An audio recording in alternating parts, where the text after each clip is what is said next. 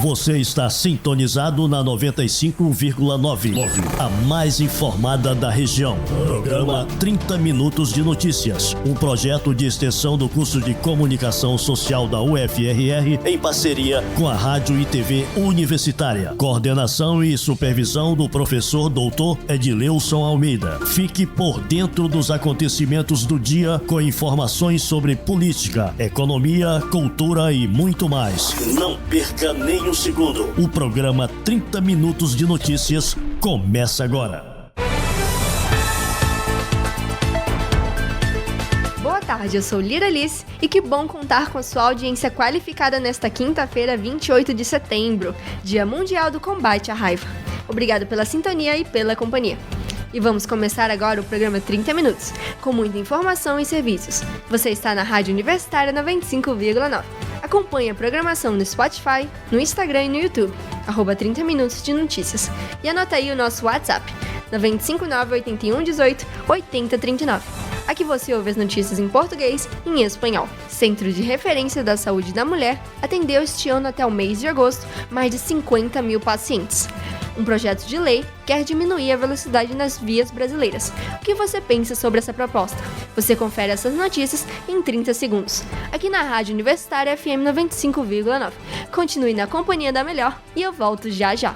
Programa 30 Minutos de Notícias. Programa 30 Minutos de Notícias. Já estou de volta. Obrigada por sua audiência nesta quinta-feira, aqui na UFM 95,9. Um projeto de lei quer diminuir a velocidade nas vias brasileiras. Quando um pedestre é atropelado a 60 km por hora, segundo a Organização Mundial da Saúde, a chance de morte é de 98%. Já a 40 km por hora, esse risco cai para 35%. Vamos aos detalhes com informações da Agência Brasil. O investimento é sempre em novas ruas, em mais viadutos e em novas vias expressas. E o pedestre que se vire numa passarela suspensa ou subterrânea.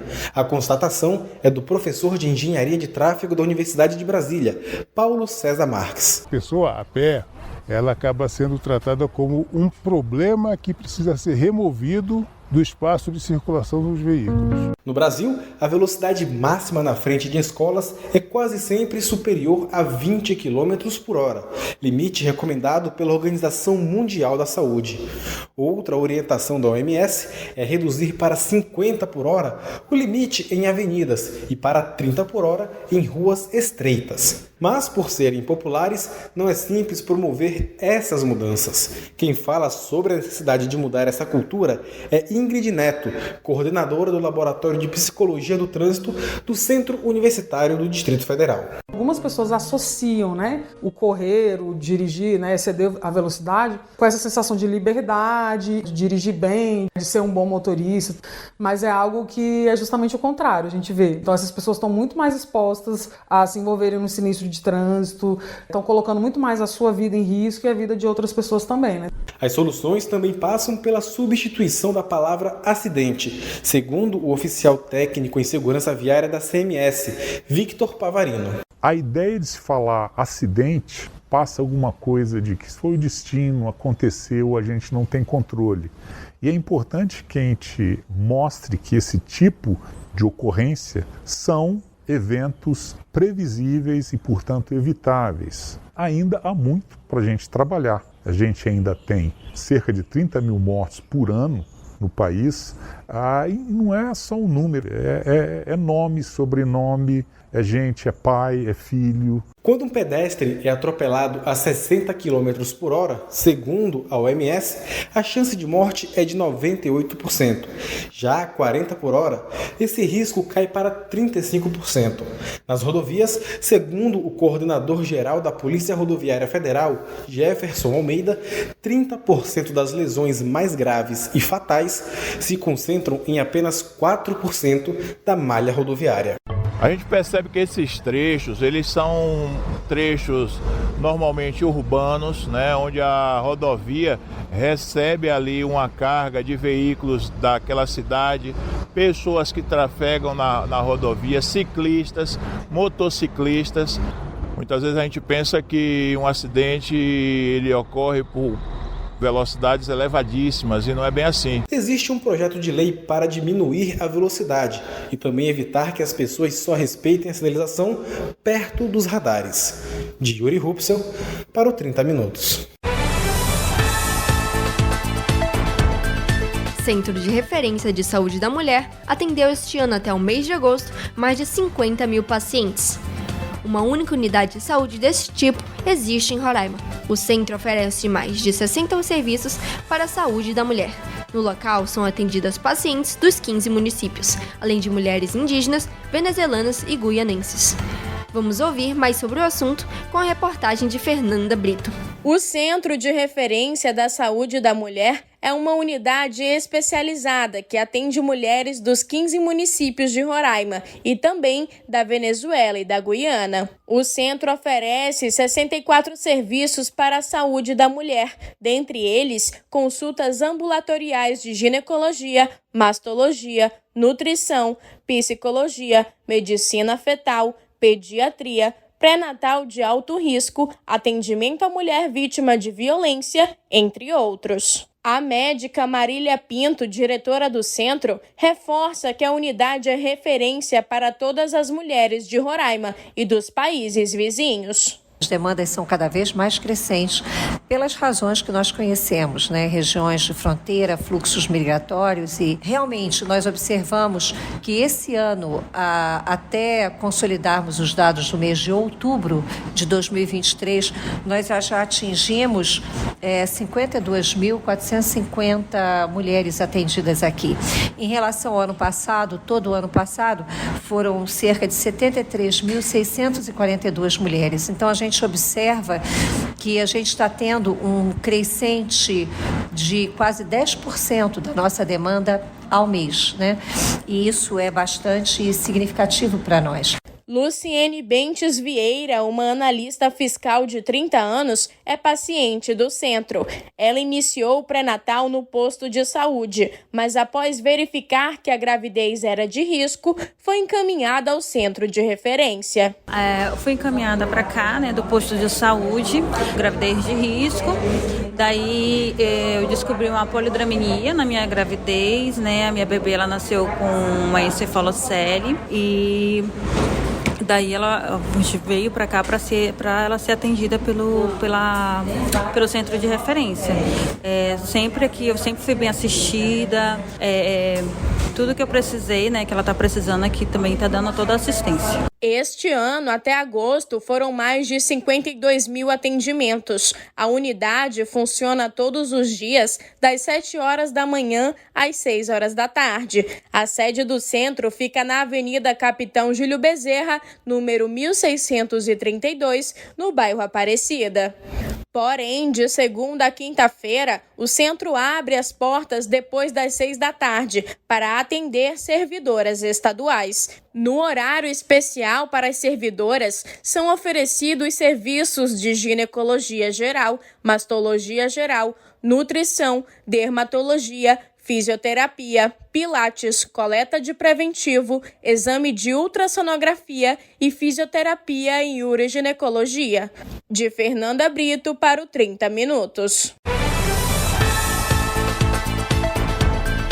E você está na Universitária FM 95,9.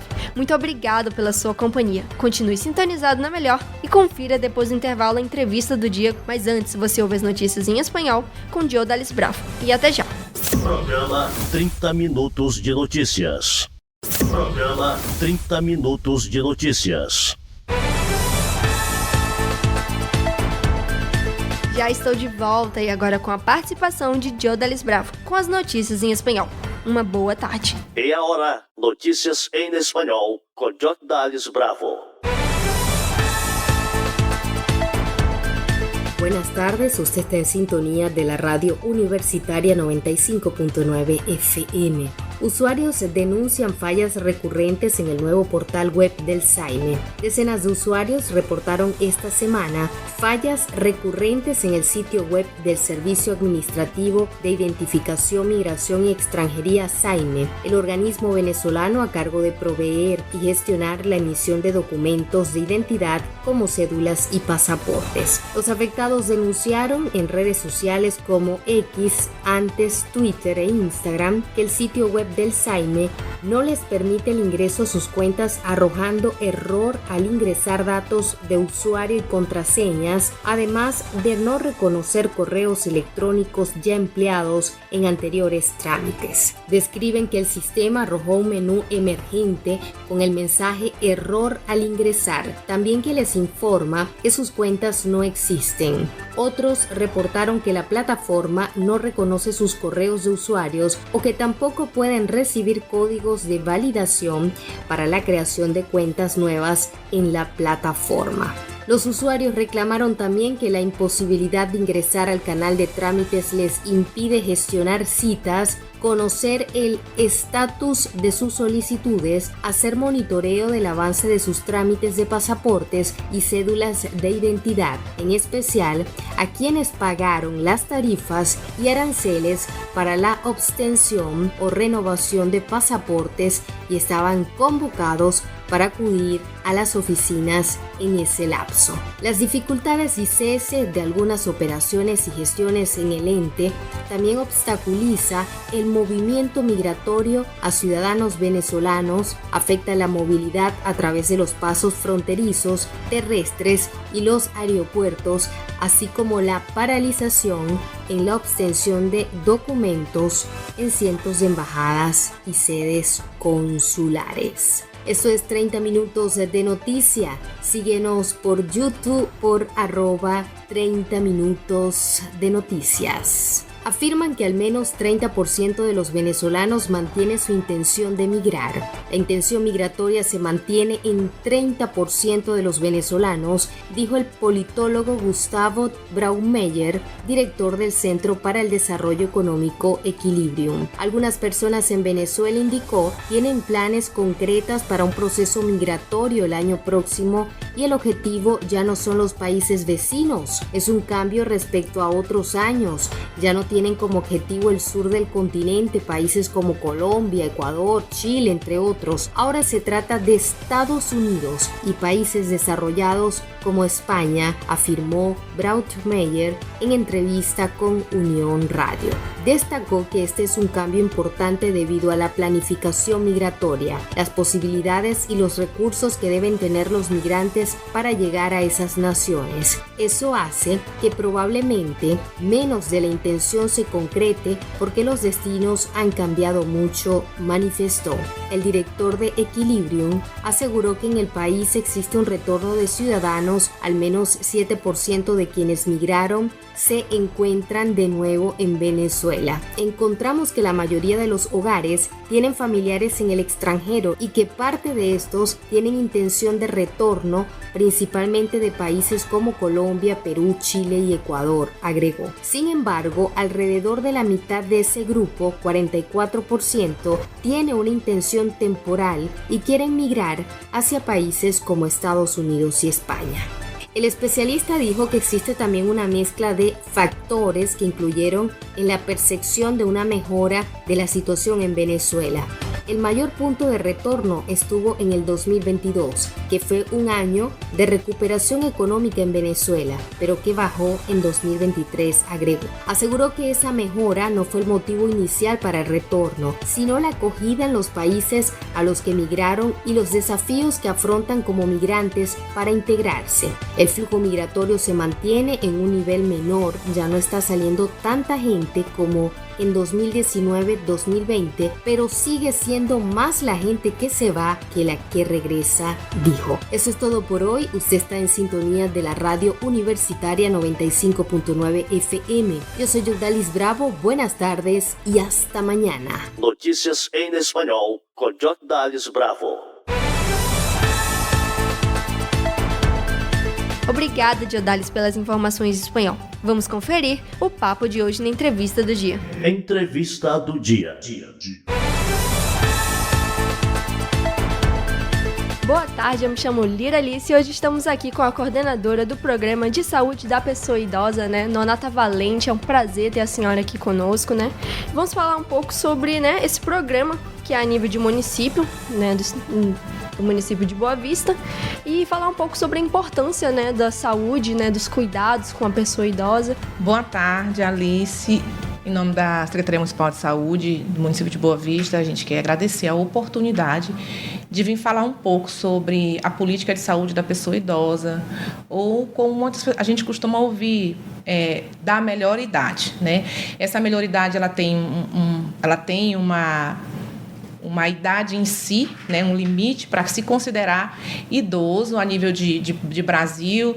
E sabemos nós que em outros países pode haver diferenças, mas no Brasil é a partir de 60 anos que se reconhece pessoa da maior idade. E assim, em razão da crescente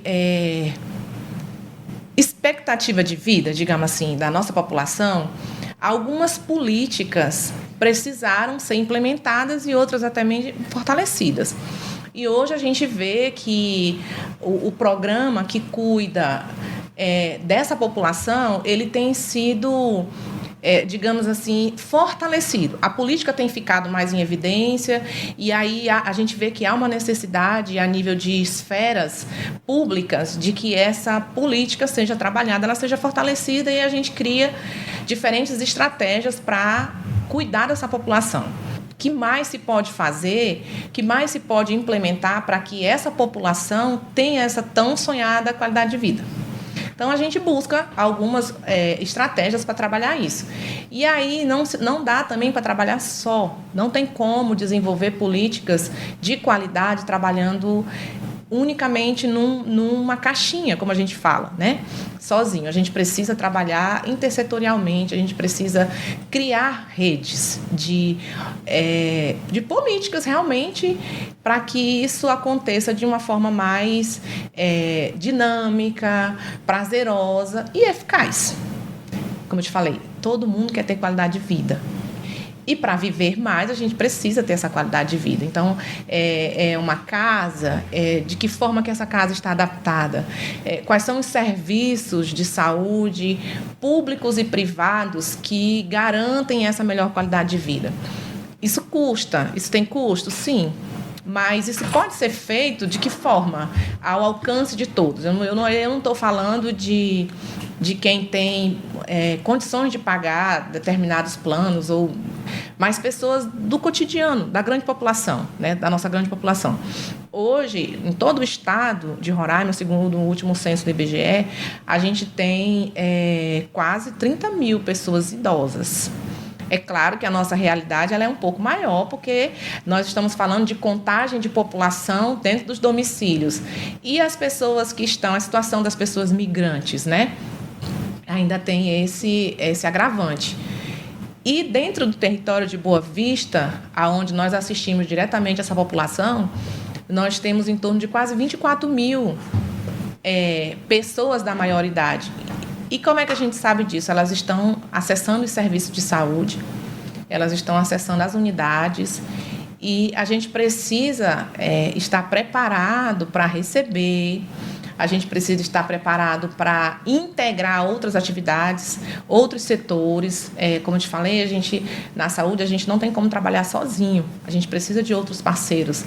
E aí entram a assistência social, né, que são os CRAs, entram os CREAs, que são as instituições que fazem o cuidado, mas que também fazem, resguardam os direitos que essa pessoa idosa tem. Obrigado pela sua audiência. Estamos falando aqui com a coordenadora do Programa de Saúde da Pessoa Idosa, Nonata Valente. Quais são os serviços que o município, né, oferece para a pessoa idosa ter uma vida melhor? É um privilégio envelhecer em Boa Vista. Com certeza. É um privilégio por quê? Porque Boa Vista ela é uma cidade que foi planejada para oferecer qualidade de vida para as pessoas, né? Nós temos equipamentos sociais que fazem esse acolhimento, e aí são os equipamentos sociais de lazer, nós temos os equipamentos sociais que cuidam da saúde da pessoa idosa. Exemplo disso, hoje nós temos 34 unidades básicas de saúde, mas nós temos 161 equipes de estratégia de saúde da família. É mais de 100% de cobertura. E essas equipes de estratégias, elas estão ali para fazer o cuidado na prevenção. E a pessoa idosa, ela está dentro daquilo que nós chamamos de estratificação de prioridades, né? Se conhece quem é o nosso público, se trabalha as estratégias para esse público e principalmente para o público idoso. Então, dentro da rede de saúde, que às vezes as pessoas muitos desconhecem, nós não trabalhamos só o consultório, a gente não trabalha só a prescrição médica, a gente trabalha atividades integradas, atividades multidisciplinares, com profissionais multidisciplinares, para que se garanta a qualidade de vida para esse idoso. Nós temos, hoje, atuando na rede municipal, nós temos 24 grupos de idosos ativos, que fazem diversas atividades. Esses grupos de idosos, eles são conduzidos por médicos, enfermeiros, fonoaudiólogos, educadores fisioterapeutas, psicólogos, técnicos de enfermagem, agentes comunitários de saúde, TSBs, que são os técnicos em saúde bucal, e os consultórios odontológicos, que oferecem as mais diversas atividades. Passeios, caminhadas na praça, Academia da Saúde, que é um projeto que hoje tem mais de 70 idosos, shows. Nós realizamos um show de talento que tiveram mais de 700 idosos participando, desfiles da melhor idade. Então, a gente proporciona para o idoso, como eu disse para você, atividade diversificada, para que ele se sinta parte da sociedade ainda, para que ele entenda que envelhecer é um processo natural, mas que é possível continuar vivendo e bem. Ninguém quer envelhecer, né? A gente está sempre buscando a juventude eterna, mas a juventude, essa fonte, ela não existe.